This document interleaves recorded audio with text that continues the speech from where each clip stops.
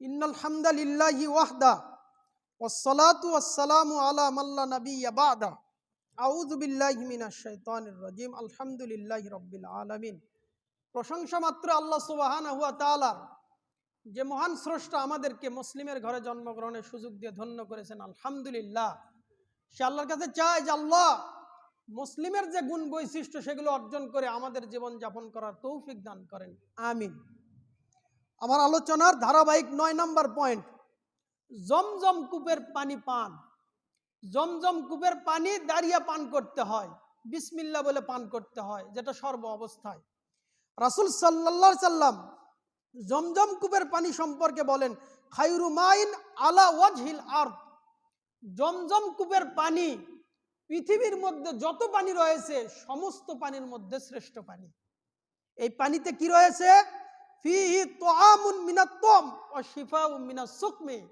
এই পানির দুইটা বৈশিষ্ট্য, যারা এই পানি পান করবে তাদের খাবারের ঘাটতি পূরণ হবে। দুই, শিফাউম মিনাস সুকমি, আর অসুস্থ ব্যক্তি পান করলে সে সুস্থ হয়ে যাবে। এটা ওই জমজম কূপের পানির বৈশিষ্ট্য। অনেক সময় হাজি উমরাতে, হাজি বা মুতামির হজ উমরা করে পানি নিয়ে আসেন, নিয়ে আসার পর ওই পানি কি করেন, একটু পানি দেন আর বলেন এই পানিতে সাধারণ পানি মিশিয়ে বেশি করে খান। তো বেশি করে খাওয়ার কি প্রয়োজন? পানি মিশানো নয়, ডাইরেক্ট ওই পানি যতটুকু সম্ভব আল্লাহর কাছে দোয়া করে খেতে হয়। কিন্তু আমাদের মধ্যে দেখা যায় পানিতে পানি মিশিয়ে মিশিয়ে অনেক বেশি করা হয়, বেশি মানুষকে যাতে দেওয়া যায় না, এটা নয়। যতটুকু সম্ভব ততটুকু ডাইরেক্ট পানি দেওয়া এবং ডাইরেক্ট পানি পান করা। ৯ নম্বর বৈশিষ্ট্য। ১০, বাইতুল্লাহ তওয়াফের ফজিলত। আব্দুল্লাহ ইবনে ওমর রাদিয়াল্লাহু আনহু থেকে বর্ণিত, তিনি বলেন, আমি রাসূল সাল্লাল্লাহু আলাইহি ওয়াসাল্লামকে বলতে শুনেছি, মান তাওয়াফা বিল বাইত ওয়া সাল্লা রাকাতাইন কানা কা ইতকি রাকাবা। যে ব্যক্তি বাইতুল্লাহ তওয়াফ করবে আর বাইতুল্লাহ তওয়াফের পর সেখানে ২ রাকাত সালাত আদায় করবে, তাহলে তার ফজিলত কি? কা ইতকি রাকাবা, সে যেন একজন দাস মুক্তি করার সমপরিমাণ সওয়াব পাবে।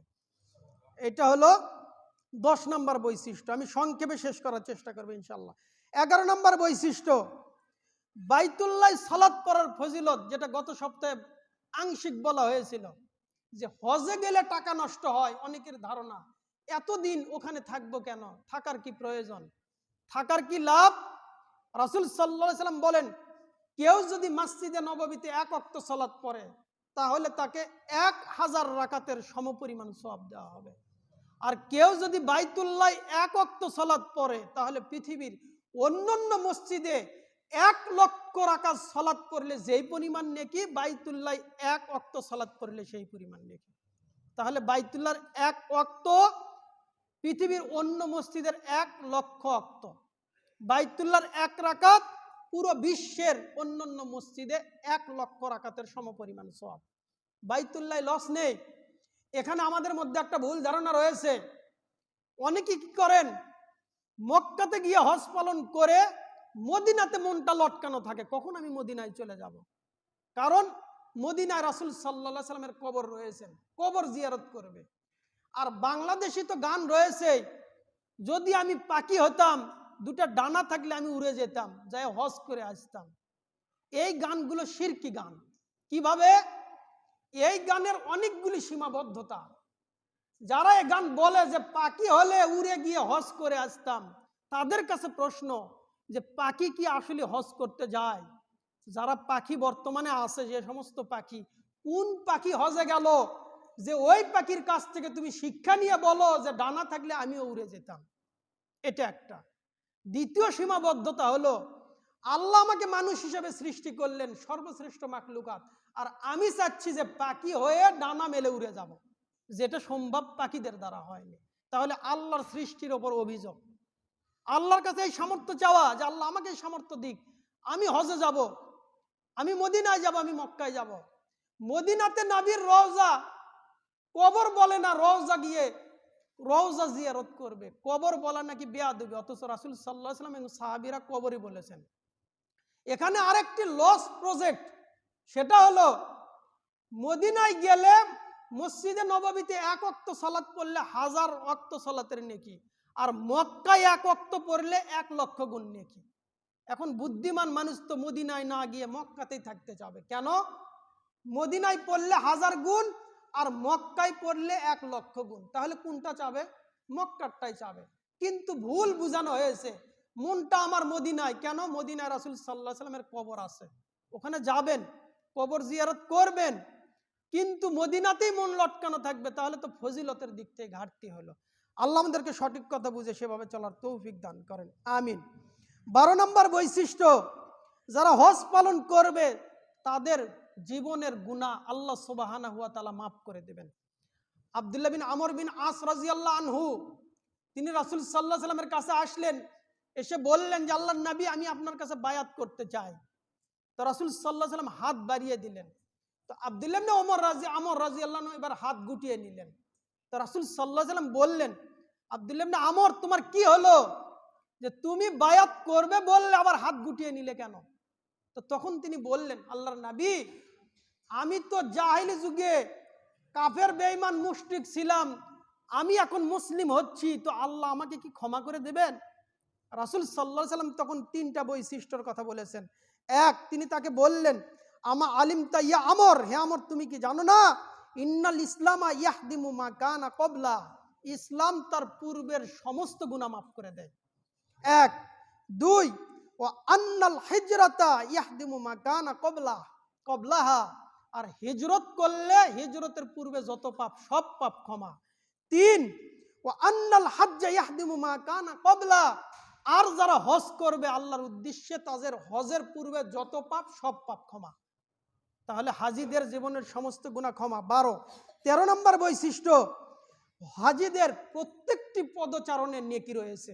13। 14, যারা হজ পালন করবে, গত সপ্তাহে বলা হয়েছে, তারা হজ থেকে ফিরে আসবে এমন অবস্থায় তার মা তাকে প্রসব করলে যে অবস্থা হয় ওই অবস্থায় সে হজ থেকে ফিরে আসবে, যেটা গত সপ্তাহে বলা হয়েছে। 14। 15 নম্বর বৈশিষ্ট্য, হজের ফজিলত কি? রাসূল সাল্লাল্লাহু আলাইহি সাল্লাম বলেন, লাইসা লাহুল জাযা ইল্লাল জান্নাহ, হজের ফজিলত সরাসরি জান্নাত, হজের ফজিলত জান্নাত। 15 নম্বর বৈশিষ্ট্য আমি এভাবে রেখেছি যে আমরা হাজি হই, অনেক সময় হাজি হই না দুনিয়ার স্বার্থে, এত টাকা খরচ করে হজ করব, আমার তো টাকা ক্ষতি হয়ে যাবে, তাদের সান্ত্বনার জন্য 16 নম্বর পয়েন্ট, তিরমিজির হাদিস।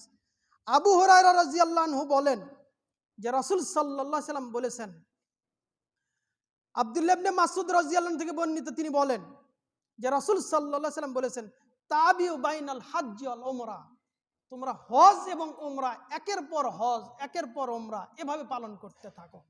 তো টাকা ব্যয় হয়, যে হজে গেলে তো 6 থেকে 7 লক্ষ আরো বেশি টাকার প্রয়োজন হয়। রাসূল সাল্লাল্লাহু আলাইহি সাল্লাম এবার 2টা বৈশিষ্ট্য বললেন। এক, যারা হজ করবে, হজ এবং উমরা করবে, তাদের ফজিলত হলো ফা ইন্নাহুমা ইয়ানফিয়ানিল ফাকরা ওয়াজ যুনুব, হজ পালন করলে 2টা লাভ। এক, তাদের পাপগুলো আল্লাহ সুবহানাহু ওয়া তাআলা মিটিয়ে দেবেন। 1। 2, তাদের দারিদ্রতার পথ আল্লাহ তাআলা বিমোচিত করে দেবেন, তারা আর গরিব থাকবে না, তারা ধনী হয়ে যাবে। রাসূল সাল্লাল্লাহু আলাইহি সাল্লাম এই কথা বলার পর তিনি উদাহরণ দিয়ে বললেন, কামা ইয়ানফিল কির খুবুসাল হাদিদ ওয়াজ যাহাব ওয়াল ফিজ্জা, হজ ওভাবে মানুষের পাপগুলো মিটিয়ে দেয়, উমরা ওভাবে পাপ মিটিয়ে দেয়।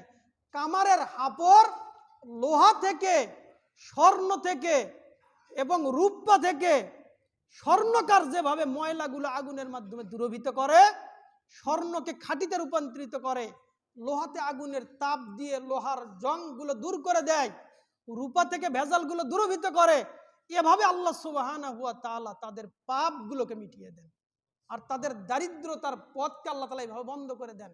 সুতরাং হজ মানে অর্থ ব্যয় নয়, বরং আপনি আমি গরিব হয়ে যাব এই ভয় আপনার আমার নেই। কেন? এটা রাসূল সাল্লাল্লাহু আলাইহি সাল্লাম গ্যারান্টি দিয়েছেন যে হজ পালন করলে সে ধনী হবেই। আল্লাহ আমাদেরকে সঠিক কথাগুলো বুঝে আমাদের জীবনে সেগুলো বাস্তবায়ন করার তৌফিক দান করেন, আমিন। হজের গুরুত্ব সম্পর্কে গত সপ্তাহে শুনেছি, আজকে ফজিলত সম্পর্কে জানলাম। আল্লাহ আমাদেরকে হজের গুরুত্ব এবং ফজিলত বুঝে আমাদের জীবনে সেগুলো বাস্তবায়ন করার তৌফিক দান করেন, আমিন।